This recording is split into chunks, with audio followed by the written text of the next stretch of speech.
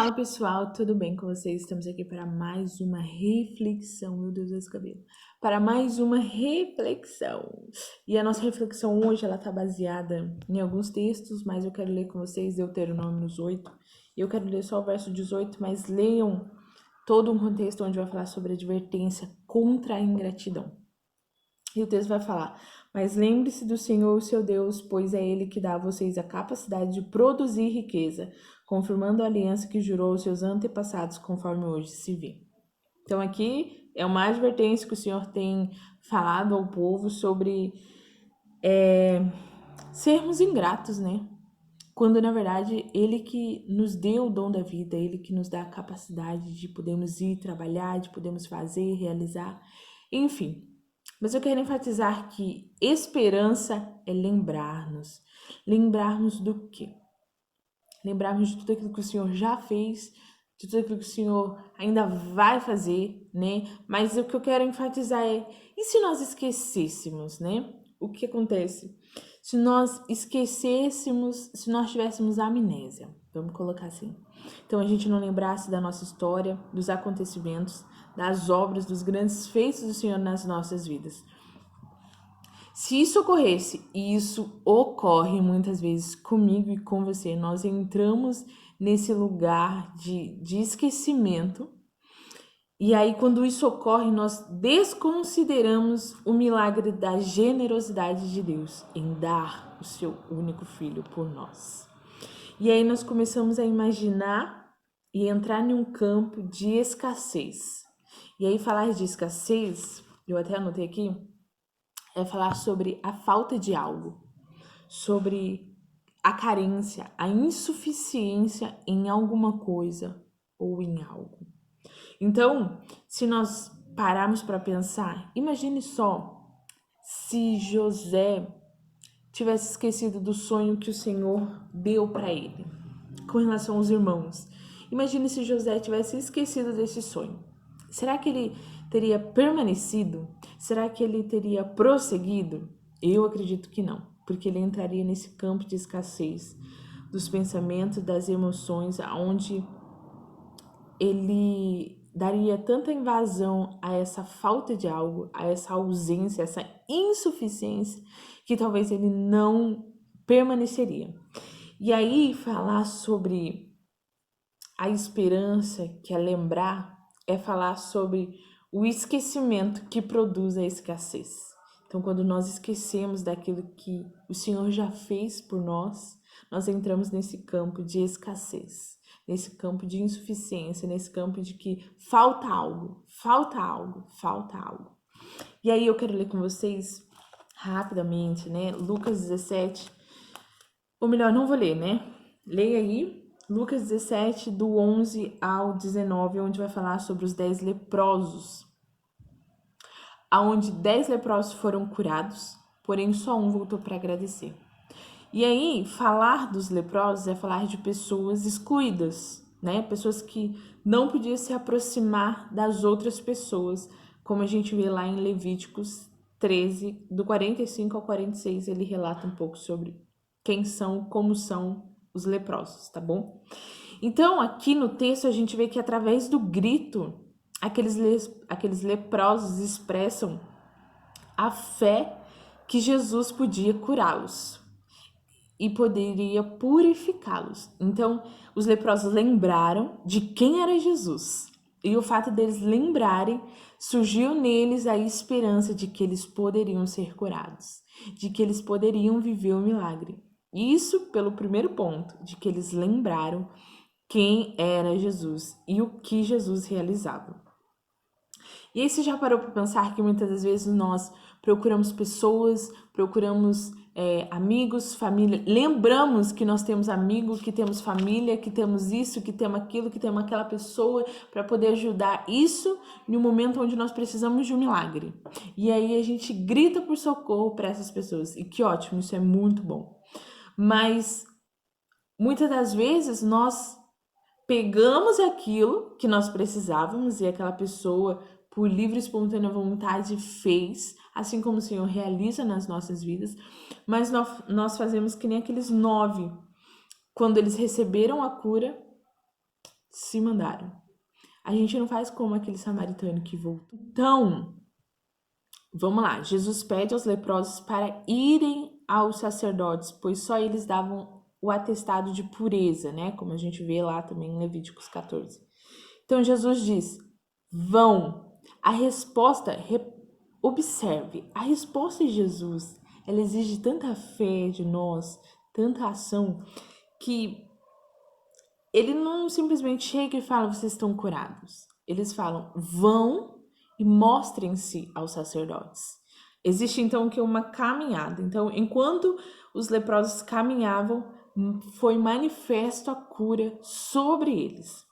E aí você já parou para pensar que muitas das vezes nós queremos algo do Senhor, das pessoas, nós oramos pedindo, mas nós estamos apenas sentados, não estamos nos movendo e o Senhor está ali falando, vai por ali, faça isso aqui, atraia isso, pegue isso. O Senhor está dando uma voz de comando para irmos, para fazermos, assim como o Senhor fazia. Então, se você perceber, as respostas de Jesus para as pessoas sempre partia de um verbo, de uma ação. Levanta e anda, vá, mostra-se, vende tudo. Então sempre exige de nós, como seres, como filho, uma movimentação, um partir, um levantar, mas exige de nós também a sensibilidade em ouvir a voz do Senhor, ouvir o que Ele está dizendo, de que forma Ele está te orientando, de que forma ele está dizendo vá,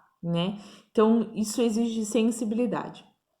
O Senhor dá uma direção, uma voz de comando, mas para isso é necessário ouvi-lo e obedecer, porque muitas vezes ele vai direcionar, mas não é da forma que você quer. Então, é a gente pensar que o Senhor poderia simplesmente ali naquele momento falar, vocês estão curados, e pronto. Porque talvez era isso que eles esperavam, né? Que o Senhor viesse e falasse, pronto, você está curado. Que o aleijado, o Senhor olhasse e falasse, pronto, você está curado. Mas o Senhor fala o quê? Levanta-te e anda. Pega a tua maca e anda. Então, o Senhor, ele manifesta a cura, mas ele também manifesta um amadurecimento nele, um amadurecimento de confiança, do quanto nós realmente confiamos na voz e naquilo que ele diz para nós, o quanto nós somos fiéis em agarrarmos a voz do Senhor e seguirmos. Enfim, será que nós realmente estamos ouvindo o que o Senhor está direcionando? Vamos lá, tenho que ir mais rapidinho, né? É só uma reflexão. Então, é a gente lembrar que os 10 foram curados, né? Quando os mesmos foram curados, somente um voltou para agradecer Jesus. E naquele tempo, os samaritanos, eles não observavam a lei da forma que deveria ser observada. Contrapartida dos judeus, eles haviam uma tendência que levava o povo a observar a lei para um poder de mérito, de merecer a vida eterna. Então, pela observância, eles iam acumulando méritos, créditos diante do Senhor. E muitas das vezes nós fazemos isso também.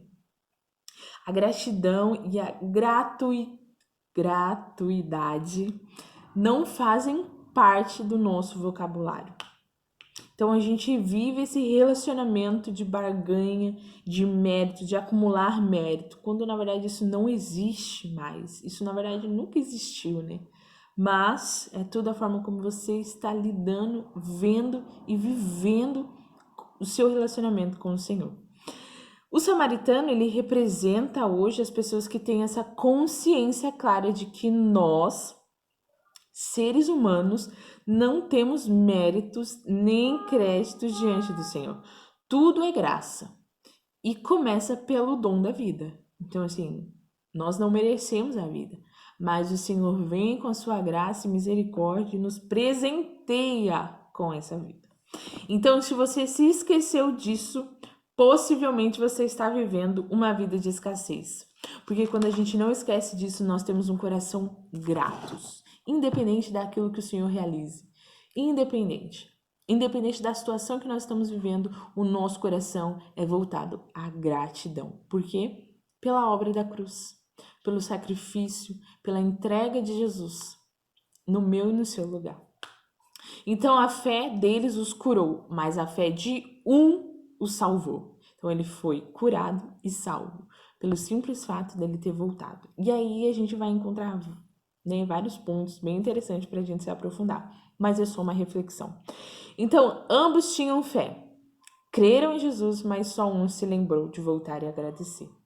Todos nós, de alguma forma, recebemos do Senhor, seja um milagre, uma resposta, uma cura, uma direção, mas não é sobre o quanto nós recebemos, mas de que forma estamos respondendo aos céus, respondendo ao reino de Deus, como eu disse já numa reflexão bem antes, né? Que resposta nós estamos dando aos céus? Então, como de fato tem estado no nosso coração? Será que o nosso coração está voltado à gratidão ou será que o nosso coração está voltado à escassez? Essa insuficiência, que falta alguma coisa, que nada é suficiente, que não tá bom, que a gente entra até num campo de murmuração, né? Então, é muito sobre isso. E aí, leia lá Romanos 1, 21. Talvez as circunstâncias da sua vida você ainda não vê solução, não vê cura, não vê milagre, como aqueles leprosos, né? Mas o ponto-chave é, no percurso da sua caminhada, Deus ele vai manifestar, mas é o quanto você vai permanecer, o quanto você vai obedecer, o quanto você vai seguir a direção que ele está dando. Em 1 Tessalonicenses 5:18, vamos ler aqui rapidinho para a gente já encerrar. O texto aqui vai falar sobre a vontade de Deus para as nossas vidas. E o texto diz: "Deem graças em todas as circunstâncias, pois esta é a vontade de Deus para vocês em Cristo Jesus." Então, a vontade de Deus para nós é que nós sejamos gratos em todas e quaisquer situações. Sejamos gratos. Seja Cristo manifestando o milagre, seja não manifestando. É sobre nós entendermos que o milagre principal já foi manifesto. A obra da cruz, a ressurreição, a regeneração, a nova vida em Cristo já nos foi dada. Então nós já temos motivos suficientes para agradecermos, né? Já temos esse lugar de largarmos tudo por Jesus, porque ele já é o motivo da nossa gratidão. Assim como aquela samaritana em João 4, quando ela vai até aquele poço, né, com o seu cântaro cântaro, vamos colocar assim, que é um balde, né? Ela foi lá, a necessidade dela era buscar água. Mas quando ela encontra Jesus, ali ela recebe algo do Senhor, né? O milagre ele é manifesto. E a forma dela agradecer foi voltando para a cidade e compartilhando daquilo que ela havia vivido.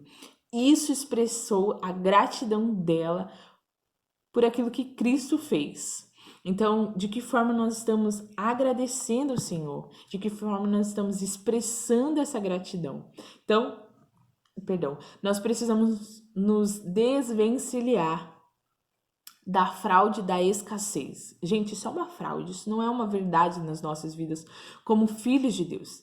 E é nos lembrarmos do Evangelho, de que Cristo é o suficiente, de que Ele já é o motivo supremo da nossa gratidão, né? Da nossa expressão de gratidão dentro de nós, assim, do nosso ser mesmo. Então, a tarefa de lembrar consiste em nos desvencilhar das amarras da escassez que nos faz escravos, onde nos faz voltar sempre para a orfandade, sempre para este lugar onde, ó céus, ó vida, né? Então, que nós possamos nos lembrar de que o Senhor já veio e nos deu um motivo suficiente para sermos gratos. Precisamos nos lembrar. Esperança é nos lembrar. Esperança é trazer à memória aquilo que te traz esperança. Então, olha só, trazer à memória, se lembrar, para que a esperança seja renovada cada dia mais. Amém? Então é isso, que Deus abençoe e até a próxima.